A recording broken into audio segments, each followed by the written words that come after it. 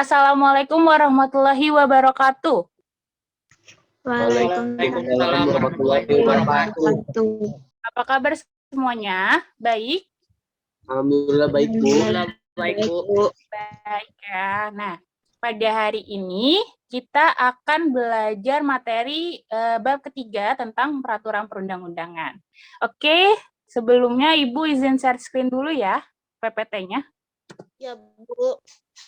Sebentar.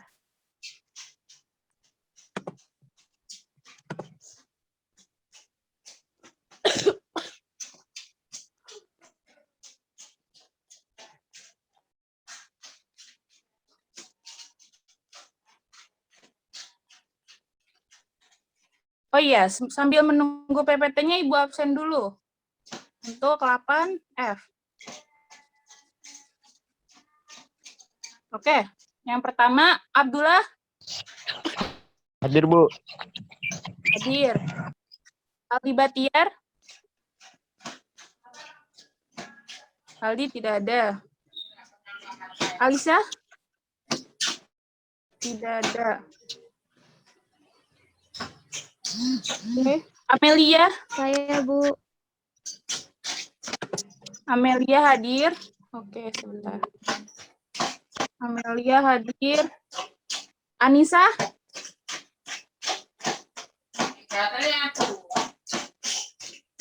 Anissa? Anissa tidak ada. Ari Wijaya?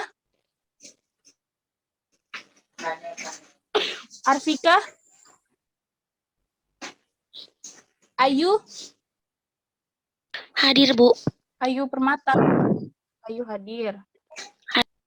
Dendi? Dendi tidak ada ya? Desi? Tidak ada. Devia? Tidak ada. Evan tidak ada. Farhan? Gali? Haikal? Meka? Meka? Meka hadir. Oke. Michelle? Hardanu? Alif? Damar? Hadir, Bu. Damar hadir. Fadilah. Damar dibuka ya kameranya. Ayo. Hadir, Bu. Fadilah. Fadilah juga dibuka Hadir, Bu. ya kameranya. Ya, hadir. Yo. Firza? Hadir, Bu. Firza juga dibuka kameranya yuk, Nak. Terus Revan? Hadir, Bu. Mana Revan? Oke. Hadir, Bu, saya, Bu. Hadir. Naufal? Hadir, Ya, Bu. Revan. Naufal hadir. Naila? Naila tidak. Nazar? Hadir, Bu. Hadir. Selanjutnya Nazwa? Hadir, Bu. Oke, Nazwa hadir. Nur Aziza? Tidak. Oliviana? Tidak. Selanjutnya Rado? Raihanza?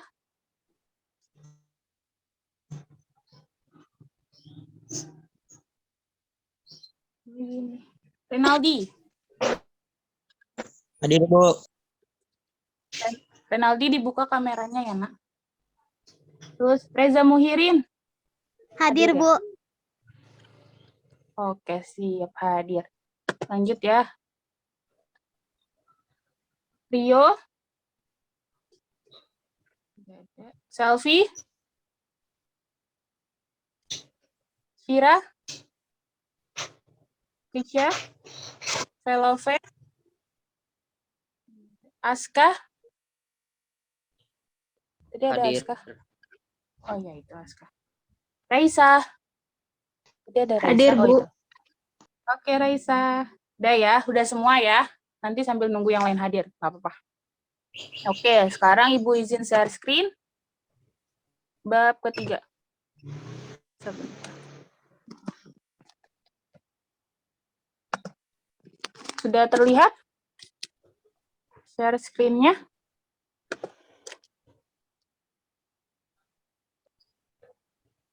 Sudah terlihat belum? Sudah, Bu. Sudah, Bu. Sudah, Bu. Sudah semua ya? Sudah. PPT-nya. Oke, baik. Bab ketiga ini tentang materi memaknai peraturan perundang-undangan. Dan tujuan pembelajarannya, nanti kalian dapat menjelaskan apa sih pengertian dari peraturan perundang-undangan itu, gitu ya. Yang kedua, apa landasan hukum yang membentuk peraturan perundang-undangan. Nanti kita akan bahas ada 7 nanti peraturan perundang-undangan yang wajib kalian ketahui.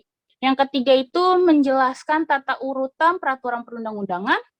Keempat, menjelaskan asas-asas dalam pembentukan peraturan perundang-undangan.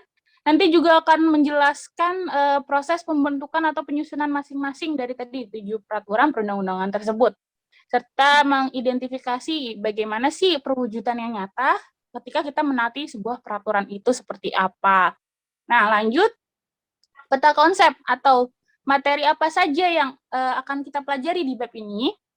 Pertama itu tentang maknanya, makna tata urutannya, nanti ada landasan hukumnya kita bahas, nanti ada maksud pengertiannya itu peraturan perundang-undangan itu apa gitu ya.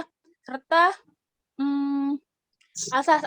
asas-asas itu yang membentuk peraturan perundang-undangan itu apa saja, nanti itu akan dibahas. Yang B, proses penyusunan peraturan perundang-undangan, dan yang C, menampilkan sikap sesuai dengan peraturan perundang-undangan. Untuk hari ini kita sebisanya saja, secukupnya waktu, mungkin akan bahas A dan B-nya saja, gitu ya. Iya, Bu. Nah, di sini ada gambar. Ada yang bisa menjelaskan ke Ibu maksud dari gambar ini apa? Yang pertama deh, ini ada gambar apa? Membuang sampah, Bu. Mana? Ada gambar orang membuang sampah pada tempatnya. Kenapa, Nazar? Ada gambar orang membuang sampah pada tempatnya, Bu. Oke, ini membuang sampah pada tempatnya. Yang ini satu lagi, ada yang tahu gambar apa? Orang yang membantu menyeberang. Iya. Nah, gambar-gambar ini ada tata tertib sekolah juga. Itu adalah bukan peraturan perundang-undangan, tapi ini salah satu contoh peraturan dasar. Kenapa Ibu ngasih contoh ini? Agar kalian tahu dasar dari sebuah peraturan itu apa gitu ya. Nah, selanjutnya, kenapa pembuang sampah, menyeberang jalan juga termasuk ke dalam peraturan gitu ya. Itu adalah salah satu hal yang membuat warga negara itu menjadi disiplin. Ketika kita membuang sampah, kita dapat mencegah adanya nanti banjir dan lain sebagainya. Kita menyeberang jalan di tempatnya, zebra cross, jembatan penyeberangan, agar mengurangi adanya kecelakaan lalu lintas akibat penyeberang jalan yang tidak pada tempatnya gitu ya. Seperti itu. Lanjut, kita langsung ke pengertian peraturan perundang-undangan. Nah, pengertian dari peraturan perundang-undangan itu ada landasan hukumnya, yaitu undang-undang yang sekarang masih berlaku, itu Undang-Undang Nomor 12 Tahun 2011. Tentang apa? Tentang pembentukan peraturan perundang-undangan itu sendiri. Nah, di undang-undang ini dijelaskan bahwa peraturan perundang-undangan itu merupakan peraturan yang tertulis, ingat ya, tertulis, mengikat secara umum, dan dibentuk oleh lembaga yang berwenang. Jadi harus ada lembaganya nih. Kalau kalian misalkan di institusi sekolah, tata tertib sekolah yang buat pasti pihak sekolah, seperti itu ya. Sama seperti peraturan perundang-undangan nantinya. Nanti undang-undang dasar ada siapa yang membentuk gitu. Nanti ada TAP MPR siapa yang membentuk, itu ada lembaga yang berwenang yang membentuk. Dan sudah pasti peraturan itu bersifat tertulis. Oke, lanjut lagi, kita akan bahas ini. Lanjut ke sini ya. Nah, sebelum Undang-Undang Dasar nomor 12, sebelum Undang-Undang nomor 12 tadi, tata urutan dari peraturan perundang-undangan itu mengalami perubahan ada 4 kali. Sebelumnya itu yang pertama itu sesuai dengan TAP MPRS. Ini di record nggak sih tadi? Ikut kan ya? Maaf. Yang pertama itu TAP MPRS nomor 20/MPRS/1996. Tata urutannya itu berbeda nih. Yang TAP MPRS kalian bisa lihat nih, simak ya. Yang TAP MPRS itu hanya 6. Ada 6 tuh. Ada Undang-Undang Dasar, ada ketetapan MPR, ada keputusan Presiden, ada peraturan pelaksanaan yang terdiri peraturan Menteri dan instruksi Menteri. Nah, pada tahun 2000 ternyata berganti lagi, yaitu TAP MPR nomor 3. Dia ada perubahan, ternyata dari 6 ternyata ada 7 sekarang gitu. Dan yang membedakan itu kita bisa lihat, itu membedakannya itu ada PP, peraturan pemerintah sama peraturan daerah. Ternyata di tahun 2000 ada keluar perda gitu. Lanjut di tahun 2004 ternyata berganti lagi, ada 5, dikurangi lagi. Nah, selanjutnya dan terakhir itu ada yang tadi di UU nomor 12 tahun 2011, yaitu ada 7 yang seperti kalian lihat di PPT ya.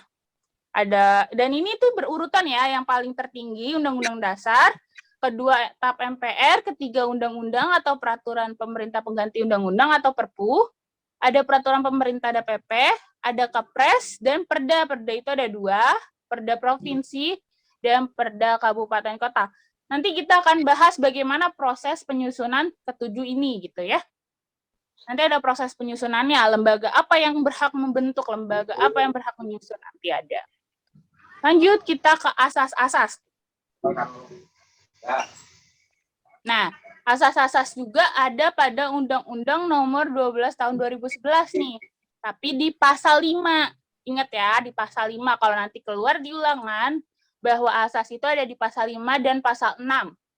Kalau tadi tentang peraturan perundang-undangan itu sendiri yang tadi ada 7, itu ada di pasal 7. Ingat ya. Yang mana di pasal 7, yang mana di pasal 5 dan 6. Nah, yang di pasal 5 ini, asas-asas itu ada 1, kejelasan tujuan. Ini bahwa setiap pembentukan peraturan perundang-undangan itu harus punya tujuan yang jelas. Ketika kita mau membuat peraturan, pasti harus ada tujuan untuk apa dibuat, dan lain sebagainya. Yang kedua, sudah pasti harus ada lembaga atau organ pembentuk yang tepat. Seperti tadi yang sudah Ibu jelaskan, bahwa tata tertib sekolah sudah pasti yang buat itu pihak sekolah, dan lain sebagainya. Yang ketiga, kesesuaian antara jenis hierarki dan materi muatan. Adalah dalam pembentukan peraturan perundang-undangan, membuat harus benar-benar memperhatikan materi muatan yang tepat dan sesuai dengan apa yang akan dituju gitu. Jadi, misalkan peraturan perundang-undangan yang bahas tentang sampah, berarti isinya harus benar-benar memperhatikan materi muatan nanti apa yang akan kita lakukan kalau ada orang yang membuang sampah itu. Lanjut. Keempat itu ada asas dapat dilaksanakan. Sudah pasti kalau misal kita buat peraturan perundang-undangan, pasti harus dilaksanakan oleh orang-orang yang bersangkutan terhadap peraturan tersebut. Jangan sampai ketika sudah dibuat peraturan ternyata nggak efektif buat dilakuin sama orang-orang yang ditujukan seperti itu. Misalkan tata tertib sekolah dibuat untuk warga sekolah, tapi ternyata nggak dilaksanakan sama warga sekolah. Percuma lah dibuat peraturan seperti itu ya. Jadi ketika membuat peraturan harus dapat dilaksanakan oleh orang yang ditujukan seperti itu. Yang kelima, kedayagunaan dan kehasilgunaan. Adalah setiap peraturan perundang-undangan dibuat karena benar-benar dibutuhkan dan bermanfaat untuk mengatur kehidupan masyarakat. Jadi, misalkan tadi, tata tertib sekolah dibutuhkan untuk mengatur warga sekolah agar lebih tertib, datang tepat waktu, supaya banyak yang datang ke sekolah tepat waktu, gitu ya, agar memudahkan proses pembelajarannya tepat waktu, dan lain sebagainya.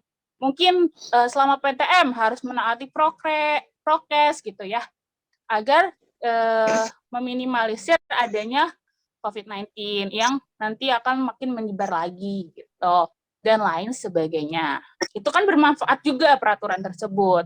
Itulah pengertian dari kedaya gunaan atau kehasil gunaan. Selanjutnya itu ada kejelasan rumus. Jadi ketika membuat peraturan, bahasanya harus jelas, dapat dimengerti.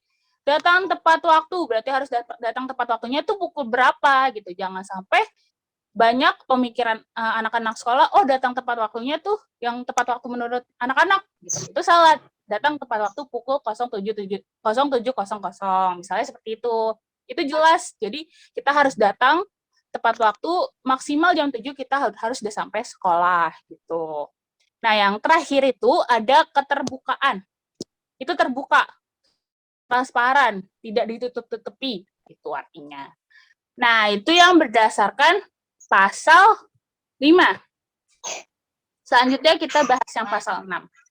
Pasal 6 ini ada pengayoman, kemanusiaan, kebangsaan, kekeluargaan. Nah, pengayoman ini memberikan perlindungan, menciptakan ketentraman. Jadi, ketika peraturan itu dibuat, masyarakat itu merasa terlindungi.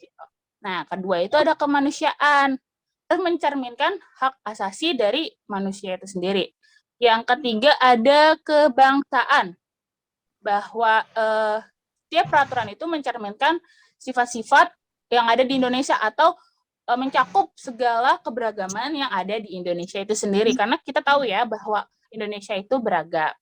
Kekeluargaan harus mencerminkan musyawarah dalam menentukan keputusan peraturan perundang-undangan itu harus mencapai kata mufakat dalam bermusyawarah, tidak hanya mementingkan kepentingan pribadi, tapi diusahakan mementingkan kepentingan kelompok atau masyarakat luas.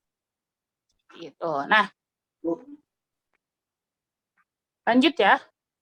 Lanjut, Bu. Oke.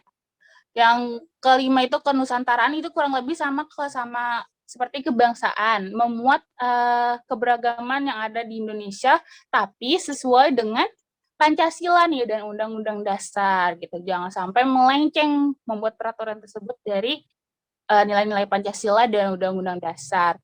Nah, Bhinneka Tunggal Ika juga sama, dan keadilan, bahwa peraturan itu dibuat dengan seadil-adilnya, jangan memihak pihak-pihak tertentu. Misalkan ada pihak yang golongan, misalkan orang yang berada gitu, itu ternyata dia bisa mengandalkan segala cara gitu untuk dia terbebas dari hukuman yang ada di peraturan perundang-undangan yang harusnya dia terima, tapi karena dia mempunyai kewenangan dia gitu ya, dia membayar, misalkan hukum itu tidak boleh gitu. Kalau misalkan peraturan sudah dibuat, maupun dia si kaya, maupun dia si miskin, ataupun dan lain sebagainya, harus bersikap adil gitu, terhadap peraturan yang sudah dibuat. Lanjut, ke-8, itu ada kesamaan kedudukan dalam hukum. Itu sama aja, sama keadilan. Bahwa apapun status sosialnya tadi si kaya dan si miskin, di dalam hukum itu ya sama aja gitu. Harus adil, nggak boleh dibeda-bedakan. Itu ya. Yang ke-9, ketertiban dan kepastian hukum. Dan adil, karena adil tadi itu kita masih bersangkutan gitu. Itu sudah terjamin kita sebagai masyarakat yang taat akan hukum akan mendapatkan kepastian hukum itu sendiri gitu. Yang ke-10 ada keseimbangan, keserasian, dan keselarasan. Bahwa setiap materi itu isi ya, setiap materi muatan itu isi. Isi dari muatan peraturan perundang-undangan itu harus mencerminkan rasa keseimbangan, keselarasan, dan keserasian antara kepentingan-kepentingan ada di masyarakat. Jangan hanya mengandalkan kepentingan individu saja, tapi benar-benar harus mengutamakan kepentingan masyarakat luas.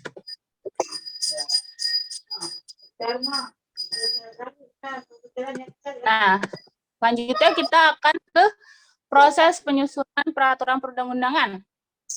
Nah, yang pertama itu ada UUD 1945. Sebelumnya Undang-Undang Dasar itu setelah Ibu jelaskan nih pada bab kedua, bahwa sebelumnya Undang-Undang Dasar itu dibentuk pada sidang apa? Oleh badan apa? Ada yang tahu? Dulu itu ntar disamperin keong. Apa Ada ini? yang tahu? Dibentuk oleh badan apa dan dalam sidang apa? Gorengan. Ini. Sama. Oke, kalau nggak ada yang tahu, Ibu beritahu ya. Kalau dulu itu yang berwenang adalah BPU PKI.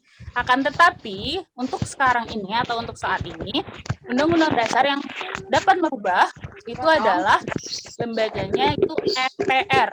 Ingat ya, Undang-Undang Dasar itu MPR. Jangan sampai salah nanti ulangan. Yang pertama, dan ini adalah cara perubahan Undang-Undang Dasar nih. Itu terdapat dalam pasal 37 Undang-Undang Dasar Negara Republik Indonesia. Pertama, yang mengusulkan perubahan pasal-pasal itu diajukan oleh sepertiga jumlah anggota MPR. Ingat ya, yang mengusulkan pasal-pasal itu sepertiga. Nah, yang kedua, lanjutlah. Kalau sudah diusulkan, disampaikan secara tertulis, dilakukanlah sidang. Dan sidang itu dihadiri 2/3-nya. Ingat, yang mengusulkan sepertiga, yang melakukan sidang 2/3. Selanjutnya, sudah melakukan sidang, ternyata harus disetujui, dan disetujuinya itu sekurang-kurangnya 50% ditambah 1. 50% ditambah 1 anggota MPR. Ingat ya, jangan 50% aja, ditambah 1. Nah, kalian bisa lihat ini tata caranya tuh. Lanjut. TAP MPR. TAP MPR adalah keputusan majelis yang memiliki kekuatan hukum mengikat ke dalam dan keluar majelis. Ke dalam itu maksudnya ke seluruh anggota majelisnya itu sendiri, keluar itu ke masyarakat yang terkait sama ketetapan MPR yang dibuat itu. Nah, ini proses pembentukannya TAP MPR. Kemarin belum sempat dibahas juga nih di yang PTM pas ketemu Ibu. Bahwa proses pembentukan TAP MPR itu ada 4 tingkat. Tingkat pertama itu penyusunan rancangan atau ratap dan rancangan keputusan atau rantus. Itu disusun dalam badan pekerja MPR. Jadi yang tingkat pertama itu penyusunan rancangan. Itu yang pertama. Dan di tingkat 2 itu sidang. Tapi kalau misalnya tingkat 2 itu dilakukan oleh fraksi. Ingat ya, di tingkat 2 oleh fraksi dari MPR. Nah, nanti di tingkat 3-nya juga ada sidang, tapi beda.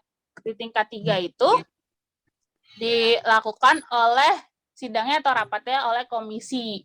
Jadi tadi yang pertama itu penyusunan rancangannya, kedua disidangkan, tapi disidangkannya oleh fraksi saja, tahap atau tingkat ketiga oleh komisi. Jadi fraksi dan komisi itu beda tingkatannya di dalam MPR.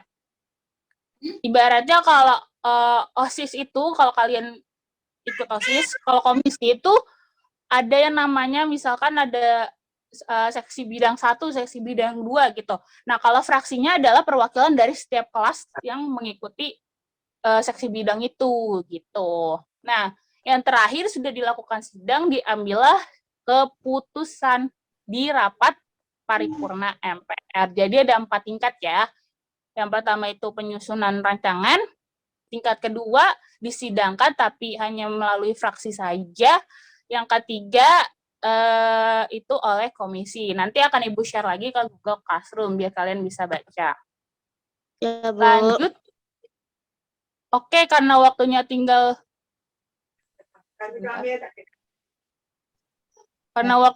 10 menit lagi, mungkin untuk pembelajaran materi bab 3 sampai di sini.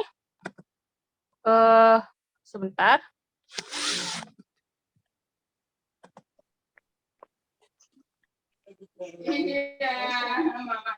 Kurang lebih mohon maaf. Jangan pada keluar dulu ya. Ini kita akhiri untuk Zoom ini dulu aja. Untuk record ini. Kurang lebihnya mohon maaf. Wassalamualaikum warahmatullahi wabarakatuh.